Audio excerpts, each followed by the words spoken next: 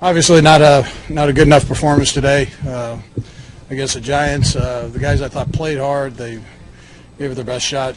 Too many things happened early, and we were never able to recover from it. Time's yours. Maybe on the opening onside kick, did you feel like the momentum was there, and what happened on that play with Michael? Yeah. Listen, he got hit, and the ball went high, sailed on him, and threw an interception. So, but that's what happened. And did you feel like that was your last game as head coach of the Eagles? Oh, I don't know. I'll meet with Jeffrey and we'll talk. When are you leaving? Probably tomorrow. There's already a report locally that you have been fired. You say you've not met with Jeffrey at all? No, I haven't talked to him about any of that. No. What are the emotions of 14 years with this?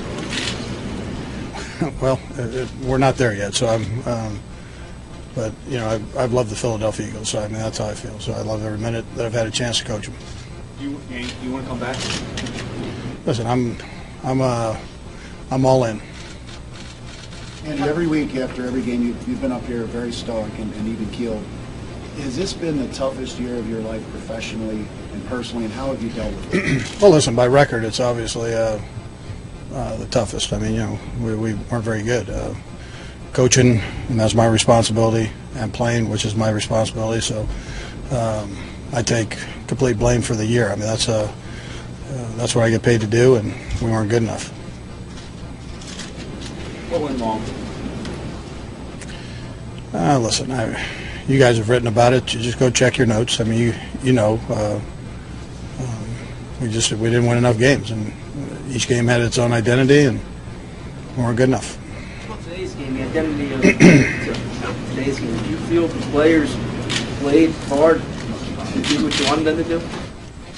Well, we don't play to lose by that much, and to have the other team score that many points and us not score enough. So that's not what anybody wanted.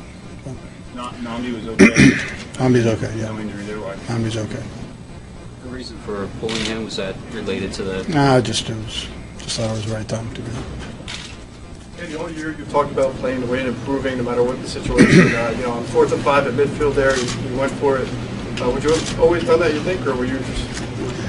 Well, listen, it's a situation, right? So we want to take full advantage of every play that we had a chance to take within reason, and so that's what we did. We tried to exhaust every play. So you feel like the team needs a new voice? Do you feel like you can still get through?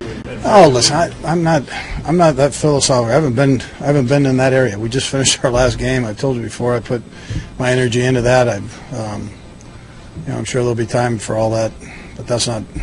I mean, I haven't gone there. I've tried to put together something to beat the Giants, and they were the better team.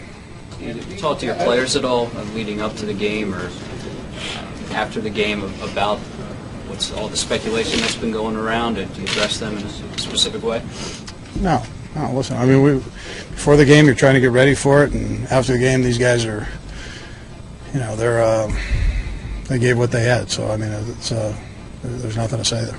So what was the message just now? Do you typically meet with Jeffrey every day after the final game of the season? Yeah, we normally talk. Yes. Yeah, we normally talk a few times during the week. So. You're talking to the team in those few minutes in the locker room. What did you say? I just that there'll be better days ahead. So. Do you think Michael Vick took a step back this year, and how do you think he played today? Listen, I'm proud of him for going out and getting in there and competing. I thought he did some good things. He was a little rusty, I thought, at the beginning, but I thought he did some good things there. What about the season? Do you think that he is as good a quarterback now as he was in 2010, or do you think he's reverted or lost some? No, listen, he'll have better days ahead of him. So. And if this is in fact your last game, how would you like to be remembered here in Philadelphia? Oh, listen, I don't know. I'm not that sentimental. I can tell you I love Philadelphia. So I've loved the fans. I've loved everybody but you. Can you think of anything that would have made this year different? Anything that you can see right now that would have turned this around? Well, you start off 3-1, and you got to build on that. We had a couple tough losses in there before the bye week, and things seem to go south from there, and that's how it works. So I mean, I'll let you guys put all that together and figure that out. I'm gonna go back and go through all the games and look at those. Knowing the way the business works, and knowing that you're meeting with Jeffrey tomorrow, can you just talk about, I guess, your thoughts and feelings going into that meeting? No, I mean, this isn't a regular day. Well, listen, I've been doing it a long time, so and I have a lot of respect for Jeff Lurie. So I go in eyes wide open. I understand either way. I understand. So I'm that's how it is. I mean, this is the business that I've chosen, and I've been very fortunate to have been here as long as I have. And if I'm here again, I'll love every minute of it.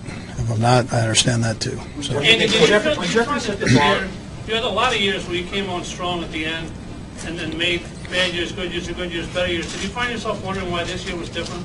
Why you couldn't get that spark at all? Well, things didn't bounce the way we needed them to bounce. I'll take that. That's it's my responsibility to make sure we get to that point. And I didn't get the troops rallied like we needed to. So that's how it works. What do you think will factor into Jeffrey's decision?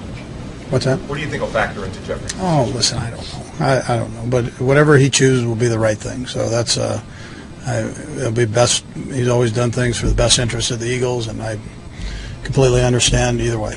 You said before the season that 8-8 would not be acceptable. You need substantial improvement. Were you a little surprised that he kind of set a bar for you? No, listen, our bar was higher than 8-8. So for all of us, and Jeffrey included. So we didn't reach the goal that we wanted to. And then when it drops down into the area that we're at, that's not good enough. So we've got to be a better team than that. Hey, last one, guys. Has this year knocked you down a little bit? I mean, as far as your ability as a coach, what you can do. No, listen, I've got the same energy I've had. I'm disappointed in the season, very disappointed in the season. But I understand this business. I know how it works, and every once in a while you're going to have a year like this, and you got to fight through it. You got to be tough enough to do that as players and coaches, and learn from your mistakes and get better. And so that's how I go about my business. Okay, thank you. Two questions right here, please. So there you have it, Andy Reid's final press conference of the 2012 season, and obviously the big question, Adam, is whether it will be his